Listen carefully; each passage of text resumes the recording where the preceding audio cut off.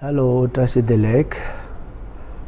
Before I start my talk today, I would like to pay my homage to Buddha, Dharma and Sangha.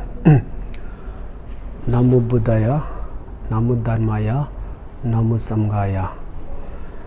So today I am going to discuss about the three non-virtues of mind. In my previous videos I have already described about the three non-virtues of body and four non-virtues of speech. We have already discussed about it.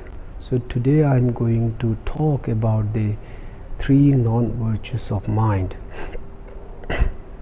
In Tibetan term, we say Yiginaba Sum, three non-virtues of mind.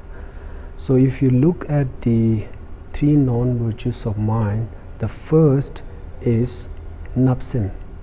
Napsim means covetousness, and second one is Nusim.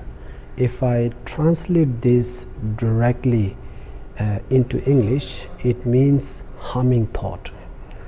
Then the third one is wrong view. Wrong view means Lokta in Tibetan term. So the first one, covetousness, means that let's say that you visited to the shopping mall, you went to the market, and you have seen such attractive things like very beautiful bags, very nice cell phone, very nice camera. So there are so many things like that. So after you come back to your home, still your mind clings with that particular object, and you are recalling it again and again in your mind, and you are not able to stay away from that object, and you are thinking that I want to purchase this again. You are thinking this again and again. So that kind of thoughts is a covetousness. Okay, so sometimes that kind of attachment is also linked with the harming thought. That kind of attachment, it could generate the anger in our life. The more you have attachment, there is a possibility to cultivate the anger in your life. Okay, so the second one is a humming thought. So humming thought here, if you look at the humming thought, there are various types of humming thought: anger, hatred, jealousy, competitiveness, spite, rage. There are so many types of humming thought. So humming thought, if you look at these humming thoughts such as an anger and hatred, so they are very harmful to us if you look at the individual level. So if you have a very strong angry, then you will lose your sleep. In terms of your mind, you will lose your sleep, and also you will it will definitely disturb your emotions. And in terms of your physical level, as my understanding that angry kills our immune systems. It is not good for us. And those who have a very short temper, so they have highly chances to have a heart attack in their life.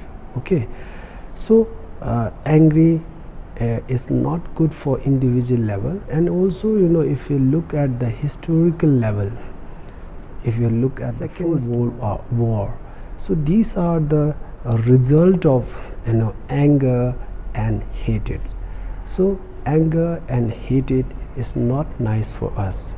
If you have a very strong anger, then you might lose your appetite and you would not able to enjoy your food nicely. Okay, so angry is also not nice for us. Then the third one is a wrong view. So wrong view, Lokta, from the Buddhist perspective, I'm only talking about the Buddhist perspective. Okay, so from the Buddhist perspective, like those people who claim that there is no rebirth after this life. Okay, there is no law of causality, there is no cause and effect, so there is no three jewels. Okay, so there is no what do you call that, rebirth and reincarnations. So that kind of claim is called the wrong view. So I give you an example, very simple example. Actually, 2 plus 2 is a 4. If somebody does a calculation and he or she finds that 2 plus 2 is 5 or 2 plus 2 is 3, so that kind of conclusion is completely mistakes. Okay, so similarly, there are some philosopher, they have been doing a analysis in their life, and they have a philosophical point of view that they are claiming there is no rebirth after this life, like that. And but there are some what do you call, practitioner or sage, I'm using the term in Indian language, Baba or Rishi. Okay, so they are claiming that there is no rebirth after this life. I give you an example, one of the Indian sage, Indian Baba.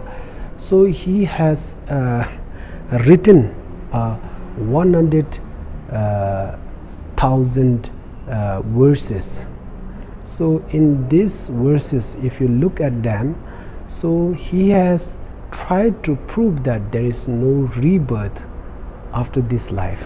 Okay, so he did this because he wanted to convince his own daughter that whatever we are doing is not wrong. Whatever we are doing is not wrong. Actually, he wanted to sleep with his own daughter. So that's why, in order to convince her, he has written such a 100,000 verses by himself. So that kind of composition became very popular once a time in India. So he had so many followers also, like that. So that kind of conclusion is a mistakes. Okay, so that kind of view is a wrong view. So that's all I want to say, and in my next video I would like to discuss about the how to do the practice of purification. So in your life, if you have made a mistakes and you have committed a destructive action in your life, so how to do the practice of confession and how to purify your negative karma that you have done in the past. Okay, so I will discuss about this in my next video. That's all I want to share you. So if you feel that whatever the information or whatever the message that I share you is useful to you, then please share it to your friends and your families, and also you can share it into your social media platform. Thank you.